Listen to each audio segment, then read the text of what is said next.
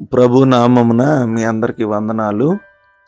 ఈరోజు దేవుని యొక్క వాక్యము, వాగ్దానము, ఆయన ఆజ్ఞలను బట్టి అధికముగా ఆనందించువాడు ధన్యుడు. 112వ సంకీర్తన మొదటి వచనం. ప్రియమైన దేవుని బిడ్డలారా, ఈ వాక్యం మనకు ఆశీర్వాదాన్ని మూలానిగా చూపిస్తూ ఉంది.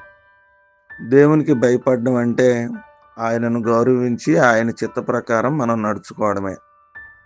ఆయన ఆజ్ఞలను ప్రేమించి పాటించే వారికి దేవుడు ధన్యమైన జీవితం ఇస్తాడు. ఇలాంటి జీవితంతో శాంతి, కాపాడింపు, కాపుదల, సంతోషము మరియు సమృద్ధిగా ఉంటాయి. ప్రియమైన దేవుని బిడ్డలారా, ఈరోజు చాలామంది ఆయన ఆజ్ఞలను పాటించలేనటువంటి స్థితిలోను, ఆయన ఆజ్ఞలను బట్టి ఆనందించలేనటువంటి స్థితిలోను కష్టతరంగా బాధపడుతూ ఉంటారు. కానీ దేవుని యొక్క వాక్యం, ఎప్పుడైతే ఆయన ఆజ్ఞలను బట్టి మనం జీవిస్తామో, గౌరవిస్తామో, దేవుడు ఆజ్ఞలను గౌరవించే వారిని ధన్యుడిగా చేస్తానని ప్రభువు చెప్తున్నాడు. ఈరోజు ఆయన ఆజ్ఞలు చాలా సులభతరంగాను, మనము చేయదగినగాను ప్రియమైన దేవుని బిడ్డలారా ఉంటాయి. ఆయన మాట వినే ప్రతి ఒక్కరు కూడా ఆయనకు ఆజ్ఞకు లోబడి దాన్ని బట్టి అధికంగా ఆనందించి, సంతోషించి, ఎలా ఉన్నాయి ఏంటని కష్టతరంగా అనుకోకుండా ఉన్నప్పుడు దేవుడు మన జీవితాన్ని ధన్యకరంగా చేస్తాడు.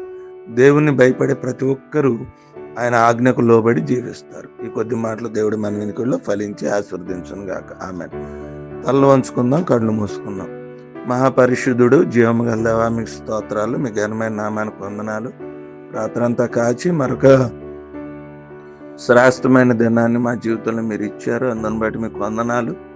ఈ దినమంతా కూడా మమ్మల్ని జ్ఞాపకం చేసుకోండి, బలపరచండి.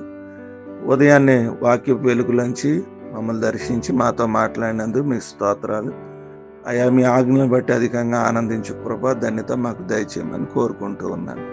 నైనా మమ్మలను, మా కుటుంబాలను మీ చేతులకు అప్పగిస్తూ ఉన్నాను. నైనా ఏదైనా పున్న మా అవసరాలన్నీ తీర్చండి ప్రభా. మా కుటుంబంలో ఉన్న ఇబ్బందులు, ఇరుకులన్నీ తొలగించండి. మీ చిత్తానుసారం జ్ఞాపకం చేసుకోండి. అసమాధానం అన్నిటి నుంచి విడిపించండి, సమాధానపరచండి. మీ దీవెన, మీ బాహు మాకు దయచేయమని ప్రభు పేరట వేడుకుంటూ ఉన్నాను. మమ్మలను, మా కుటుంబాలను పేరు పేరున మీ చేతులకి అప్పగిస్తూ ఉన్నాను. అయినా మా కుటుంబాలను మీ చేతులకి విజ్ఞాపన చేస్తూ ఉన్నాను. వివాహ దినాలు, పుట్టినరోజులు, అనారోగ్యాలు, ఆర్థిక సమస్యలు, శరీర బలహీనతలు ఉన్న వారిని కూడా జ్ఞాపకం చేసుకుని వాతావరణాన్ని అనుకూలపరచండి.